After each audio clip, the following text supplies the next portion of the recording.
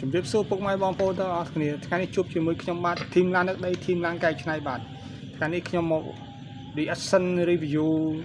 អំពីឡានបែនឡានកែច្នៃឡានដឹកដីឡានអីមកចប់បងប្អូនអើយអេមបងប្អូនបងប្អូនណាមានកូនក្មួយមានកូនមានអីចង់ជាវយកទៅឲ្យកូនលេងឬក៏ឲ្យក្មួយលេងអាចធ្លាក់ខមមិនមកបាទចំណែកអាបេអងទូចនេះវិញគេហៅបេអងកង់10នេះបេអងកង់10នេះអេមបងប្អូនអើយអាទូចក្រហមមិញហ្នឹងអេមឡានទូចក្រហមហ្នឹងអេមបងប្អូនអាចធ្លាក់ខមមិនមកលក់តម្លៃធូបងប្អូនជូនបងប្អូននេះខ្ញុំលក់ជូនឲ្យត្រឹមតែតម្លៃ$1បាទធ្លាក់ខមមិនមកបាទធ្លាក់មុនធ្លាក់មុនបានមុនធ្លាក់ក្រោយបានក្រោយបាទអរគុណច្រើនជួបជាមួយឡាន X កាយដីអាទូចនោះ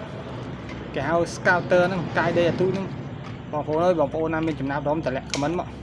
លក់ជូនតម្លៃថោកសមរម្យបាទអានេះលក់ជូន$1ទេបងដៃគូគ្នាវាអាបេអង10ហ្នឹងថ្ងៃកាយដីនឹងចង់ជួបប៉ែលហើយបាទអេមមកឆ្ងាញ់ចំណែកអា X ធំនោះបាទអា X ធំនោះអូអេមណាបងប្អូនអើយ X ធំនេះ X ធំលក់ជូនតម្លៃជូនបងប្អូនត្រឹមតែ$3បាទអា X ធំនេះការទិញមកនឹងកែច្នៃទីទូចចូលជាង$100លក់ជូនវិញតែ$3បាទX ធំនេះបងប្អូនមានចំណាប់អារម្មណ៍ចង់អាចតម្លាក់ខមមិននោះបាទអាចឲ្យកូនឬក៏ក្មួយលេងក៏បានដែរបាទចំណែកពណ៌បេអងក្រោយនេះពណ៌លឿងឆ្នោតនេះបោះសម្លេងក្នុង YouTube ខ្លាំងណាស់បងប្អូនអើយធីមឡានដឹកដីបងប្អូនចូលឆែកមើលឃើញទេបេអងទូចនេះបេអងទូចនេះក៏បោះសម្លេងបេអងធំនេះក៏បោះសម្លេងដែរអាបេអងទូចនេះទុំផលិតឲ្យតែចំណាយដោយត្បូងច្រើនបាទត្បូងអូក៏ត្បូងជាង$1លានបាទ